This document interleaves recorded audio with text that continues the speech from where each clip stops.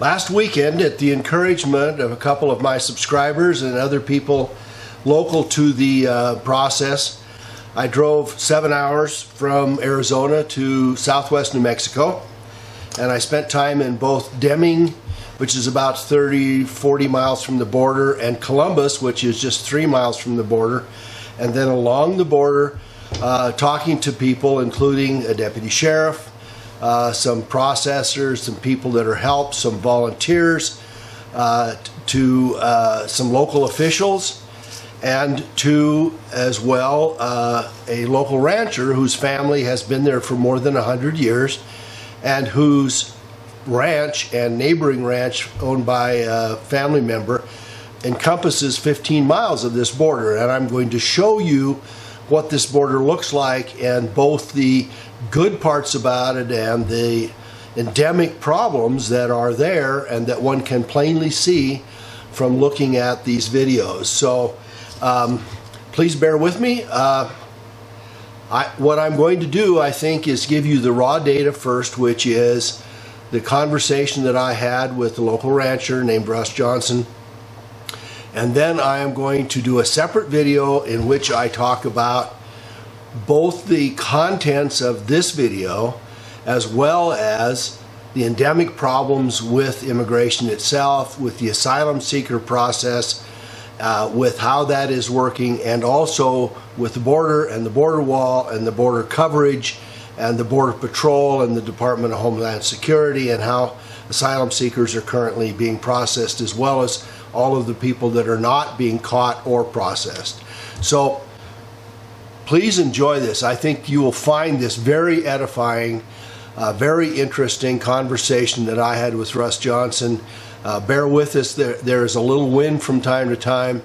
I can't separate it out, but stick with us, and from time to time I may intercept and explain some of the stuff that was going on. Thanks so much for watching. I think this is a very important series of information that you're not going to get from the mainstream media. Thanks so much for watching. So I'm here talking with Russell Johnson, and we are standing at the Mexican border. Is that right? Yes, sir. And this is it right here? This is a vehicle barrier. And this vehicle barrier, we're looking basically west, southwest, looking at you. And as you'll point out to me, this very vehicle barrier runs all the way up to these hills, right? Yeah, it runs up right to the base of that mountain you see down there. And this little community is actually on the Mexican side, the one that's sitting right behind you, huh? Yes, sir. That's the little village of Las Chepas. So this barrier runs pretty much straight all along through here. Is that right? Yes, sir. This vehicle starts at the vehicle barrier starts at the base of the mountain and then goes all the way to where the pedestrian barrier starts, just west of Columbus. So that's what, another 10 miles from here, 15 miles from here? From here to the port of entry is about 19 miles. There's probably about 2 miles worth of pedestrian barrier west of that, so there's probably about 16, 17 miles worth of vehicle barrier in this area. So Russell, you know about this. Tell me why you know about this particular piece of ground. Well, my family's been here for 101 years. I'm the 4th generation rancher to be working in this area in my family, and so we've been very, very familiar with the operations of how this border works and Border Patrol and smuggling activity, because we've seen it for, like I say, our family's got a combined experience of 101 years down here. You guys have about 8 miles of border? Yes, sir. We've got 8 miles that we share with Mexico. And this would be a part of your border line here, right? Right on the other side of this gate's where our ranch starts. Okay. And then who owns this And here? then this is going to be my uncle's farm right through here.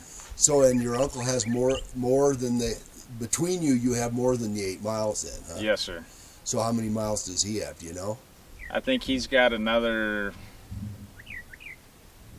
5 or 6 miles, I believe. I'm unsure on that, but we've got between our family, 2 families, we've got a substantial piece of border. Yeah, right so here. you're talking about 15 miles of border. Probably, yes, sir. And you have seen the influx of the people coming and going through Deming over this last several months, right? Well, we haven't seen the asylum seekers in this area per se, but what we've been seeing is an increase in the what Border Patrol calls legitimate traffic, which is the traffic that's trying to get through unseen and unheard. And the reason for that is because all of these asylum seekers coming through is overwhelming the Border Patrol. Oh. And so it's pulled resources off the line of patrolling the border and performing their law enforcement duties to processing all of these people. And so our border right now has basically been left wide open because of that. So by having the asylum seekers from Honduras and El Salvador and Guatemala and Venezuela with the families and the rest of that, DHS is basically, and the Border Patrol are basically spending all of their time processing everybody back and forth, and you guys are pretty much left on your own to watch what's crossing otherwise, right? Yes, sir. And on top of that, they've also closed all of the Border Patrol checkpoints in New Mexico. There's one on I-10, there's one on I-25, there's one on Highway 70 going to Alamogordo. There's one on Highway 62-180 going from El Paso to Carlsbad. They've all been closed because they don't have the manpower to staff them. So basically, once the smugglers get their contraband or their people through, all they've got to do is make it to the highway and load up, and they've got a free shot to anywhere in the state because there's nobody on the highways to stop them and check them. So there's nobody watching anybody going north. They could be smuggling drugs, they could be smuggling guns, they could be smuggling children or sex trafficking, and nobody would know it because nobody is checking them once they've crossed the border and gotten to the highway. Exactly, and that's, I can't stress enough, that's not the fault of Border Patrol, because they're being told what to do and how to do it, and right now the priority is not securing the border. The priority is processing all of these asylum claims that are coming through. So they tell me that approximately 400 people a day are going through Deming, and they're going through the fairgrounds. They're also being held in a warehouse, an old airport warehouse that was actually Indiana Jones film site, I understand. Yes, sir. And one of the Catholic churches in town is also helping process, provide food, etc. So you're seeing those folks coming and going, not you personally, but they're coming and going. And as you explained to me, they're coming from Lordsburg and Las Cruces and El Paso and other places along the border to be processed out of here. Isn't that true? Right. A lot of the people that are crossing that are claiming asylum, they're making their entry either in the city of El Paso, the area that the Santa Teresa Border Patrol Station covers, or down in Hidalgo County at Antelope Wells. That's where the bulk of the asylum seekers are coming in at. But once they come in, no individual station can handle that amount of people, so they get farmed out to all of these different stations for processing, and it's overwhelming the entire El Paso sector. So there are thousands of people coming between El Paso and Hidalgo, the west end of New Mexico. Mm-hmm. And through that whole section there, people are being passed back and forth among all these DHS sites, these Border Patrol sites, to try to get them into buses, into airplanes, and out of here. Is that the idea? Yes, sir. And that's just the people that are asylum seekers. That's right. Not the smugglers. Right. So you have any sense of how many people cross a week here? Any sense at all? I don't think anybody has any sense of what's going on here, because there's just flat out not anybody here to monitor it. I was told last night that the evening shift had only 2 agents patrolling the Deming Border Patrol Station's area of responsibility, which is from about Monument 40 all the way out to east of Columbus, about another 10 to 12 miles. So you're talking 80 miles of 60, 80 miles? Probably about 50 to 60 miles that 2 agents were covering last night. So there could have been thousands of people that crossed during the night, and nobody would have known. There probably could have been a whole caravan come through here, and they wouldn't know about it until after the matter. Yeah. So Russell, we're standing here a little west, half mile or so west of where we were before. We're east of where we were. Yeah, east, excuse me. I actually do know the difference. So we're standing a mile or so east of where we were before. As you can see here, I'm going to try to get a picture of it. There's a plate here that says this was put in 2000, and this plate also tells us that this is an older part of the barrier, right? So this is vehicle barrier again, Mm-hmm. but it's a vehicle barrier with a smaller pipe. And one of the things you're going to point out to me is that this is only, what, 1.5 feet, 2 feet tall? Well, 3 feet at the top of the post. Right. But my point in showing you this is, I mean, it does absolutely nothing to stop people traffic. Right. I don't even have to put any effort into climbing over Right. this. But in terms of vehicle barrier, this does absolutely nothing to stop vehicles. They can drive right over that with a simple set of ramps. Yeah, a pair of ramps would get them across right here. So, first of all, if somebody drove on that road there and a caravan of 40 folks or 20 folks or a busload stopped there, they could literally walk across here, get into another bus and go. Mm-hmm. And if they had ramps, they could come right across and come through here, right? Right. And the other problem with this is, as you pointed out to me while we were talking, is this is not particularly cattle protective. No, absolutely not. If I can step over that, any kind of livestock can go under it or jump over it, which, Right. in terms of agriculture, causes a huge food safety risk. You've got crops over on this side. We've got our ranch over there. We don't want the commingling of our livestock with Mexican livestock because they don't have the same kind of veterinary protocols in Mexico that we do on this side. Well, not only that, good fences make good neighbors. Exactly. And so whether this was a Mexican fence line or your neighbor to the north, this would not be an acceptable fence. No. So if they had Angus and you had Herefords, that wouldn't work. Right. If they had Charolais, that wouldn't work. If they have brucellosis in their herd, which I'm sure some of the Mexicans do, then you get brucellosis in your herd if they come across, right? And what a lot of people don't realize is that doesn't just affect us, that affects the state as a whole. If we get a disease like brucellosis or tuberculosis, our ranch immediately goes into quarantine. Yeah. But the state does as well, and so that causes ranchers, even on the northern part of the state, hundreds of miles away from this border, they now have to pay for the testing to move their cattle interstate within the United States. Wow. Yeah, it's amazing. So it's a huge expense in addition. So when they put this fence up, even though this is supposedly the barrier that protects Mexican traffic with the United States, all it does is slow down a two-wheel drive vehicle that doesn't have ramps. Right. Right. And it doesn't stop any pedestrian traffic, and it doesn't serve you as a rancher who's adjacent to it.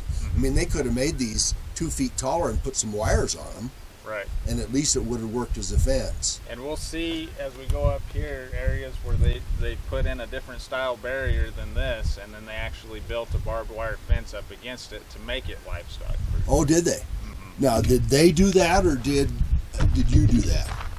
No, that the federal government did that. Okay, so you did get that. So let's talk about one of the things that you've heard, and maybe you even have direct information about it, that this fence line, this vehicle barrier fence line that runs to the base of this hill, let me show it, base of the hill that's just west of you, that you guys own, right? Yes, sir. And then runs east all the way to Columbus, right? To the entry of Columbus. So this vehicle barrier is pretty much runs from, what, 25 miles or so from the main barrier in Columbus to here, give or take? It's going to be about 19 to 20 miles. Okay, so about 20 miles. And there are plans, as you understand it, to have an 18-foot tall barrier fence put up between Columbus and the base of this hill. Is that right? Yes, sir. I believe it was back in March, President Trump got some money appropriated out of the Department of Defense and allocated over $1 billion to replace this vehicle barrier with the new 18-foot bollard-style pedestrian barrier. So do they have to talk to you, or do they get permission from you to get access to get onto it, or do they have basically a running easement to do this anytime? So what we have through the state of New Mexico is the Roosevelt Reservation of 1907, Okay. which gives the U.S. government a 60-foot easement along the U.S. border for the purpose of border security. Okay. So in that sense, they can do what they need to in that 60 foot. And they don't talk to you. They don't say, we're going to be coming out there and putting We generally have a pretty good working relationship with the government, because a lot of times all these efforts are coordinated with Border Patrol. Okay. And they are generally pretty good about letting us know what's going on, because when they come in here to replace this, it's important that we know what's going on and how they're doing it, because we still have cattle in these pastures. Right, exactly. And they can't come in and rip up a quarter mile and then only get half of that replaced in one day, because then that leaves us exposed to Mexico. Yeah, so you could have weeks where you either need to move the cattle away from those pastures, or you need to put temporary fences back a ways from them in order to keep your cattle from crossing over into Mexico. Well, and that's why it's important that we stay in contact, and we have a good bridge of communication there, because we need to be aware of what's going on so we can prepare, and then hopefully they can work with us.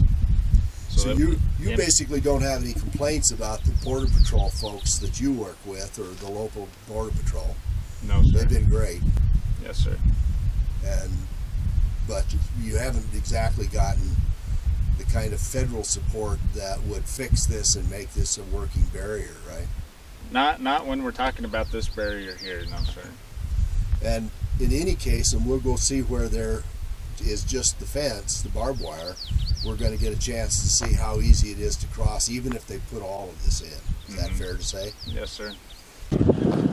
So Russ, we just had a nice talk with the Border Patrolman, and he's up here covering this territory, but this is giving us a chance to see the end of the vehicle barriers, right? Yes, right behind you. And that runs, what, 18, 19 miles all the way to Columbus? Yes, sir. But you're now on an area that's part of your ranch that doesn't have vehicle barriers. Right. Show us what you got here. So right here at the end of the barrier is where you're going to see the barbed wire fence start, and that's all we've got. And this runs for a continuous 3 miles before it turns into another vehicle barrier. This is actually a really good cattle fence. Yes, sir. This is a good cattle fence, but it does nothing to stop vehicles or people. And there's evidence of this right here. This is a pretty common drive-through spot, and that's why we've got an agent sitting here today. Because what they'll do, they used to just cut the fence and drop the fence and drive through, but that was too obvious. So they started taking the fence post clips off for about 3 or 4 posts worth.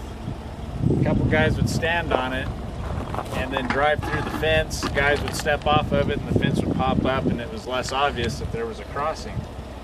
But what happens if Border Patrol encounters them further up north, that vehicle makes a run for the border, and at that point there's nobody here to stand on the fence to allow the vehicle to drive over, so they just blow through it. And that's what all these little splices right here are places where a vehicle's driven through it, broke the wires, and we've got to come back and fix this at our own expense. And the thing about that is we do this pretty quick after all that action's happened, because we've got cattle in these pastures that we don't want going into Mexico, or Mexican cattle coming north onto our ranch. So we're over here fixing this when there's generally still stuff going on in the general area. So the hair on the back of your neck stands up, because you don't know what you might encounter or what you're driving up into when you come to fix this. So we have the idea that there are hundreds and thousands of people, asylum seekers, and what we were told by the Border Patrolman, and also your observations, are that the Border Patrol is so overloaded with the asylum seekers that the drug traffickers, the people traffickers, the sex traffickers are crossing with far less obstruction and potential to be caught by the Border Patrol, because they're already loaded doing other stuff, right? Exactly. The manpower down on the border is so insignificant compared to the traffic that's coming through. There's no way of them to catch probably even a quarter of what's crossing, just because they're not here to deter it or apprehend it.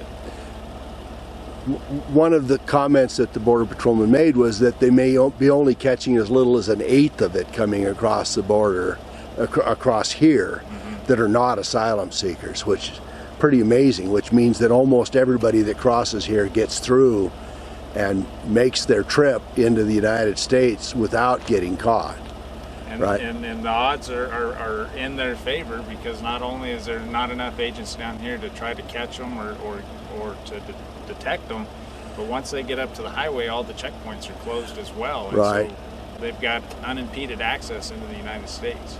Yeah, so once they get the 2 or 3 miles up to Highway 9 and get into a van or a truck or a vehicle of some kind, as they go north, there's nothing else to stop them from going anywhere in the country. No. Yeah, okay. Well, we talked about some of the processing of the people, and it was pretty interesting to me that the patrolman shared with us that effectively these undocumented asylum seekers are free to move about the country once they get their documents from us. Mm-hmm. And they're free to do that for what, 30 days? Isn't that what he said?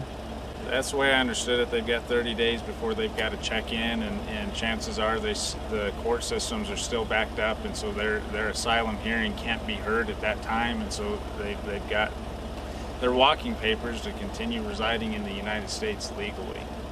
Well, what's more than that, and it struck me as quite odd, that we have asylum seekers that are the legitimate legal applicants to come into this country, and that they have to check in within 30 days with wherever they end up at an immigration office. And what he told us was that 93 to 95% of them never check in at 30 days. Right. Which makes them illegal after Right. that. So they're not asylum seekers at all anymore once 95% of these people that are getting processed in Deming are not likely to ever be processed as asylum seekers. Right, and that's most likely because they do not have a legitimate claim for asylum. That's why they're not showing back up. But they've overwhelmed the system and got into the United States, and so they disappear into the shadows. And like many have said, we have no idea who's getting turned loose into our country, because if they've never been here before to have a criminal record, they're not in our criminal databases. So unless they've committed a serious crime down in their country that might make them end up on an Interpol database, there's no way of knowing if we're turning loose murderers, rapists. So unless the fingerprint matches up either with international crime computer system, or unless they've been in the United States before, they won't show up at all. So they could be anything. Right. And they could also have any number of diseases, communicable diseases or others, about which we know nothing, including ones that we may not even be able to test for. Right. And a lot of these sympathetic groups say, well, these people have been vetted and they're only releasing healthy people. Well, they might have been healthy at one point in time, but when you take 500 people, say, that are being detained in an area that's only supposed to house 100 or 150 people, all it takes is one sick person that could potentially infect the whole bunch because of the close quarters that they're being held in. Well, a couple of the comments that the patrolman made was that, first of all, you got 300-400 people in a community center like the fairgrounds. Fairgrounds. You got 300 people in there. They're processing in and out on a 2 or 3 day basis, and the Border Patrol people are taking sick leave at 8 or 10 times more than they used to because they're exposed to all these diseases that nobody can find. Right. I haven't talked to a Border Patrol agent since all this has happened that hasn't been sick, and most of the time they don't even know what it is. They go to the doctor. The doctor says, well, take these antibiotics and hopefully you get over it. And in the meantime, they're taking all this sick leave that they could potentially need for other serious issues that they might encounter in their lives, but they're having to use it all up because of this situation. So we have perhaps 600,000 or 800,000 people that are going to be asylum seekers this year, and 95% of them are not ever going to go through the asylum process. And then we have upwards of 2 to 3 to 8 times more people that are sneaking through that are not asylum seekers at all, right? Right. And that's what we're seeing going through our portion of the border. So one of the comments, and I know you can verify this, is that this vehicle barrier that we're looking at right down the hill from you, that is west of Columbus, is the only vehicle barrier between here and the Arizona border. No, on the other side of this mountain, you've got 3 miles of barbed wire fence, and then the Normandy style barrier will pick up. Okay. But it's set sporadically throughout the Boot Hill area. Not all of it's vehicle barrier. So they're intermittently barbed wire fence. So basically any of that next 60 miles or so from here to the Arizona border, people could get through almost anywhere they wanted to with some vehicle barriers. Right.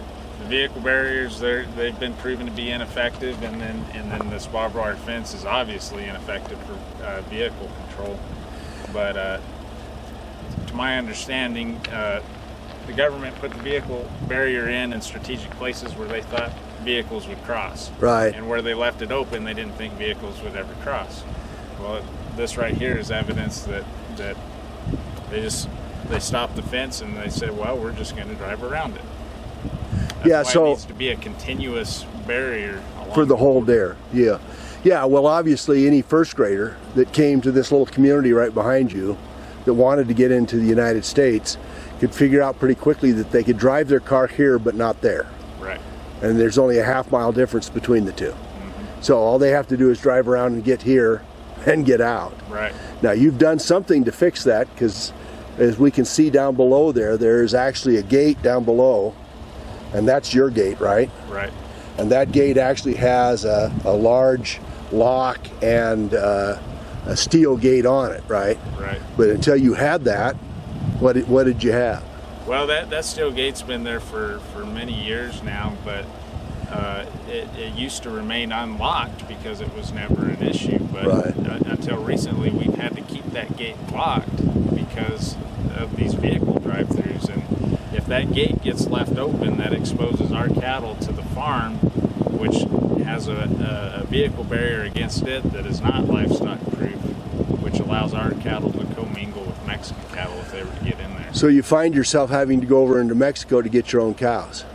Well, these days we do not go into Mexico. If our cattle do get into Mexico, we contact authorities on this side, who then in turn get in contact with authorities on the Mexican side, and they do their best to try to get them back for us, but 9 times out of 10, once they're in Mexico, they're gone.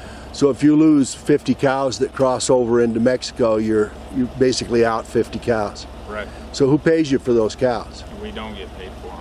So even though the federal government maintains this fence here and supposedly is helping you and us as citizens to keep things from crossing the Mexican border, the truth of the matter is you're on your own. Right. And when it comes to government maintenance of the border fencing, it's only the barrier types. These barbed wire fences are maintained by the landowners or the lessees.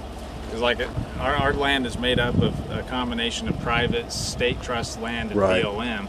But we're all the landowners or lessees are responsible for the maintenance of the barbed wire portions. We have preached forever that the private citizens should not be responsible for an international boundary, and we can't get any federal agency to step up to the plate and take responsibility for at least this barbed wire portion. So let me summarize this for you. Incredibly speaking, not only do we not have a well-maintained border for 1,700 miles, we don't even have a federally maintained border for, what, half of that or much of it? Exactly. So the ranchers and farmers are stuck with trying to maintain an international border through which thousands, tens of thousands, hundreds of thousands of people cross annually.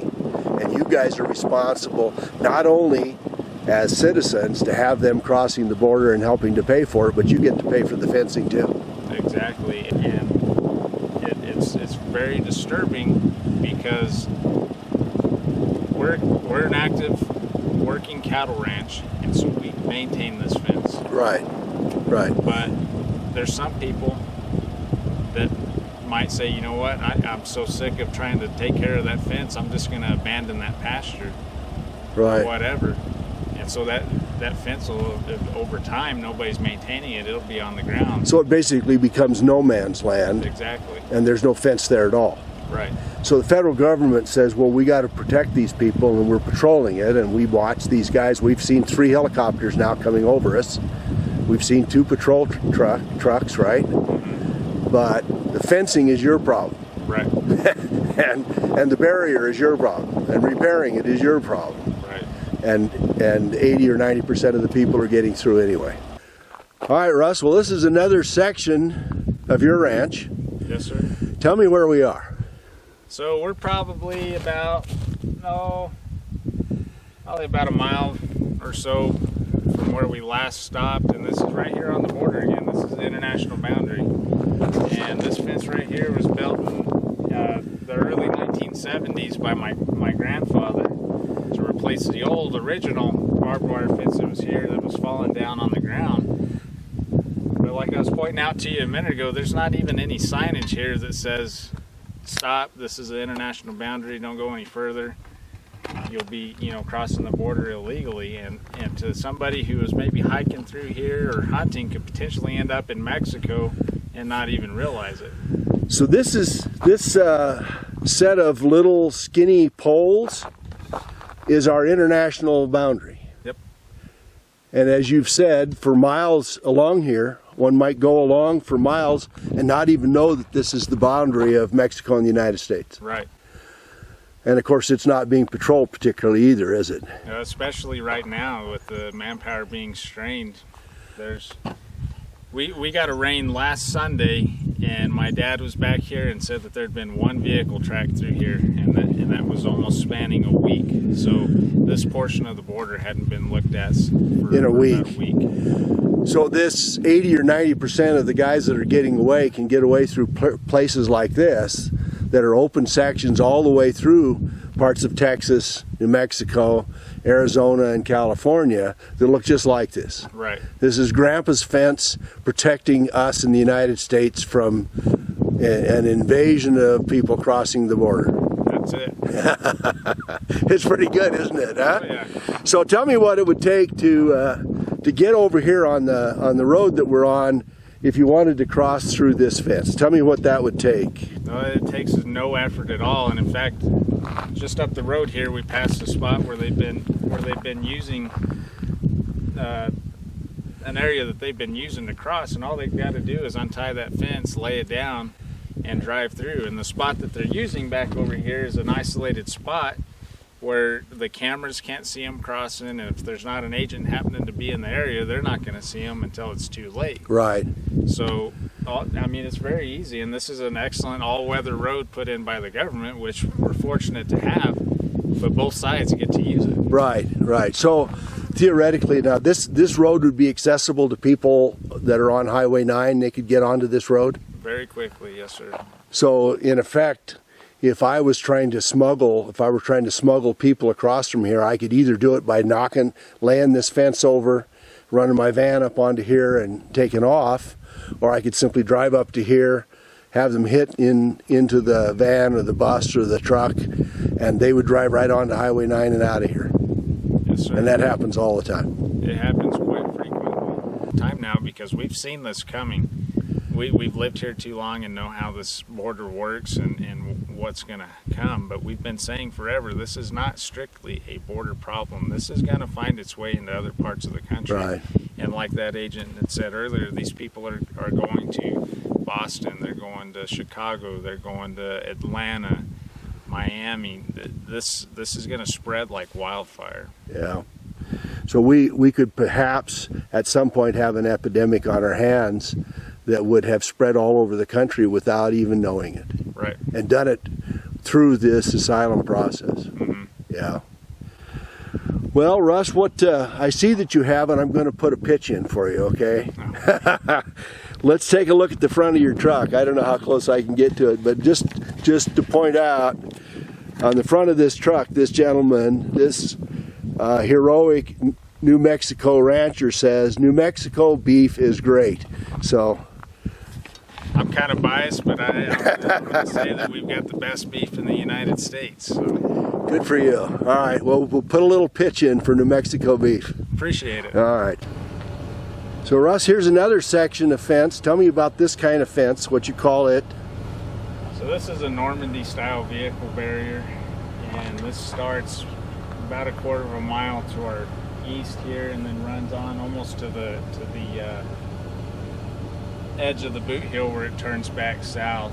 And this portion of Normandy barrier here has 3 additional rails welded to it, and we requested that to great extent because originally it was just going to be that center railing, and we told the government that's not going to stop any cattle from Right. going through there, so they agreed to weld those 3 additional rails on it to bring the top rail up to, I believe it's 48 inches, to help prevent cattle from going So back this and is a forth. fairly effective cattle barrier, and they actually provided this. Yes. And this is a monument here that tells us the Mexican-United States border, right? Yep, this is An obelisk. Monument 33. We saw monument, I believe it's 30 over on the other side where the barrier was so low. And these are, in theory, supposed to be, you could stand at one and look east or west and see the next one. From here, I can't see the one to the east. It's a little difficult to see the one to the west there, but that is actually where the international boundary's at. So once again, this barrier has been built north Right. of that, Right. surrendering more land to Mexico. And this is actually your land here. Mhm. So you have effectively given up 10 feet of your land all across there, not counting the road, Right. not counting the borrow pits on both sides of the road. I believe right here we're on state trust land right here. Okay. So state trust land has actually been forfeited to Mexico in a Right. sense. I mean, we still, or the government still owns it, but nobody can use it. It's on the other side of the barrier. Right. But you're also paying a lease to the state land. Exactly. So you're paying for the right to use this land, and if the acreage is designated, including all of the acreage, including the easement, right? Right. So you're paying on an acre basis the easement as well. Yeah, that's quite a deal. And so, tell me now, does this road follow the border for this entire distance, or does it veer off after a ways? From this point on, it pretty much stays against the border until you get to Monument 40, Okay. which is where the border turns back south into the boot heel. And then from that point on, I'm not 100% sure if there's any access right against the border. From Okay. that point, I know there's access roads coming down to it periodically down the line, but as far as an actual access road like this, I believe it stops at Monument 40, which is beyond our The end of your ranch, right? So these, what do you call these again? Monarch? These are monuments. We call them. No, but the fence. Oh, the fencing. That's Normandy style. Normandy. Yeah, I can't. We call them buck fences, and they're usually made out of wood where I live. Right. Yeah, I believe they came up with that term because that's similar to what you saw on the beaches at Normandy. Oh, really? During the D-Day invasion. Oh, really? Well, that's an interesting little historical note, huh? So these Normandy fence then runs, what do you think, another 20 miles or so, or not that far? It's probably going to go for at least another 12 to 15 miles. And then from there to the New Mexico border is basically barbed wire fence. A lot of it is. I know once you turn south going into the boot hill, that's all barbed wire. Okay. And I think it stays barbed wire until you get down around the Antelope Wells port of entry, and I think they have more of this Normandy style barrier. So how do the smugglers get across here if they do? Well, here foot traffic just climbs over. That's easier to climb over than the barbed wire fence. But here again, the vehicle traffic that comes through here, they don't even have to ramp over it because just over on the other side of this ridge, it's back to barbed wire, and that's where they cut the fence. So they drive a half mile from the end of this fence or a quarter mile and cut the fence and cross over, and they're on this road and away they go, huh? Right. But I've also been told that in some areas, if there's a lot of this Normandy fence, there may be guys with portable bridges that actually put them up, go over them, and put the portable bridge back in their truck, huh? Border Patrol's told me they've got ramps that'll go over it. They've even rigged car hauling vehicles so they'll back up to it, lift the bed, and just drive off into the U.S. Oh, wow. Yeah, so they basically take the car haulers and just run them to here and then extend them and off they go. Right. Wow. And you can't see it really good right here, but there's a road that parallels the border on the Mexican side about 100 yards off this fence right here that showed up last summer, and it's a very good, well-maintained road that somebody came in here and bladed, like I say, last summer. And It wasn't put in here for the ranchers on the south side. That was put in for something else. So it looks like there's a ditch line or a road line right here. That's the road right there. Okay, so that road's actually only about 50 yards off of here. So anybody could drive up to there, and at the very worst, they'd let people out and let people in, right? You'd have two vans and they'd cross right here and that'd be the end of it. Or if they had one of the portable bridges or whatever else, they could come right across there. Right. Wow, that's amazing. So it isn't as sealed up tight as one might think, is it? No. When you see in the media where these politicians and such go to ports of entries, the ports of entries look great, but if the rest of the border looked like that, we would be secured, but sadly it doesn't. It's either this or barbed wire through a very large percentage of it. Okay. All right, thanks, Russ. Yep. As you can tell from my interview with Russell, there's a great deal of border that is not covered.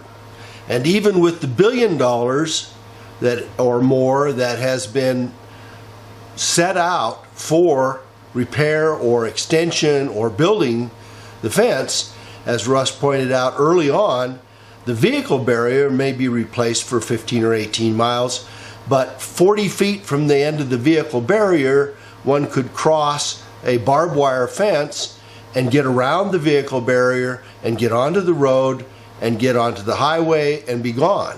And since the checkpoints now are not even being manned, it won't make any difference. They can spend the $1 billion if they like, or $2 billion if they like. If all they do is replace the vehicle barriers and leave hundreds of miles of barbed wire fence and low barriers in, nothing is going to change, because the people that want to cross the boundaries can cross anytime they like. Something that we did not get into in our videos was that the 18 miles or so from where we stood at the end of the vehicle barrier, where the barbed wire started and Russ showed where people had broken through, from there to Columbus and east of Columbus, there are cameras all along there, and the cameras will actually pick up crossings.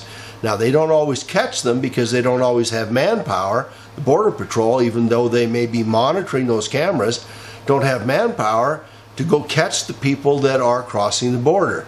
But beyond that, something about which you need to know is that from the point where that vehicle barrier ended through much all the way to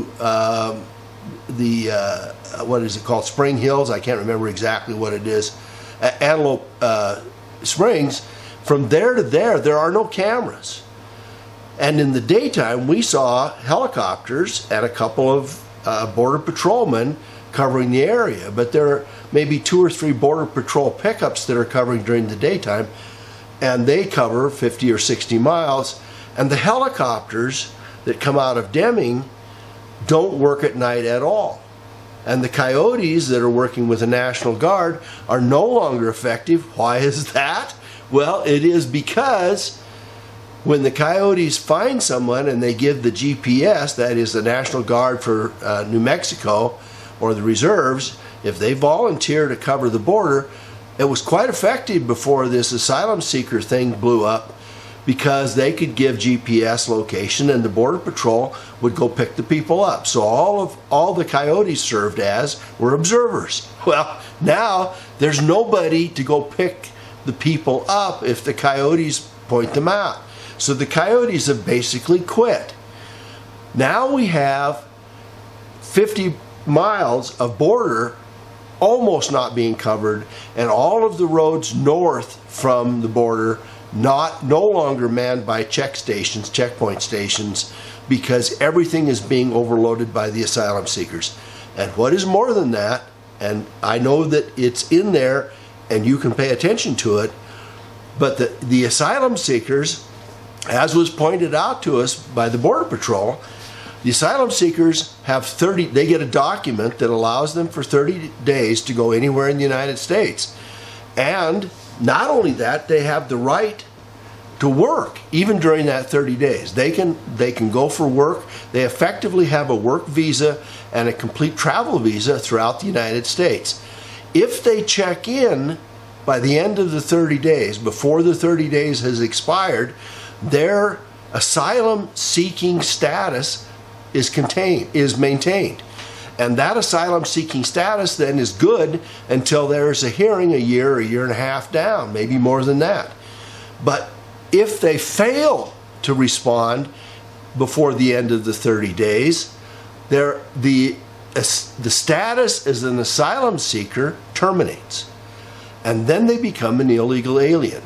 And the record of it is, as the Border Patrol shared with us, is that 93 to 95% of the people who come in claiming asylum seeking status fail to check in within the 30 days and establish their pathway by which their asylum request would allow them to become residents of the United States and eventually become citizens.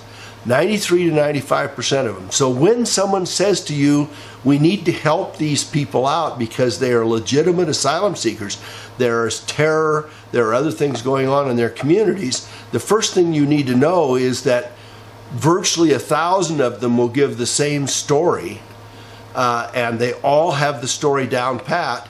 They get in, and 93% of them do nothing once they're here to affirm or restate that and maintain their status as asylum seekers. So does that mean they're legitimate? Not necessarily. And I think the second thing that you need to know is that many of these people, all of these people basically, once they get the asylum seeker status and they are processed through any of these DHS sites, these Border Patrol sites, they're basically dumped out into the street. And I will point out to you what happened in Deming and how that goes about. But if there are sponsors that give them money, they get a bus ticket or a plane ticket and they go anywhere in the United States to pursue their lives here and to maintain their right as an asylum seeker if they simply check in with the Immigration Service, but most of them don't. So I will get into more detail in the next video I have. This is a very long video, and I apologize for the length of it. But the information and the views that were maintained and given to us by Russ Johnson, to me, are fabulous because they tell me exactly what that border looks like, how it is being maintained, and how it is being broached and trafficked by the people that we don't necessarily want here. Thanks so much for watching. Give a thumbs up if you like it, and I will give more detail and legal aspects about this in the next video. Thanks so much.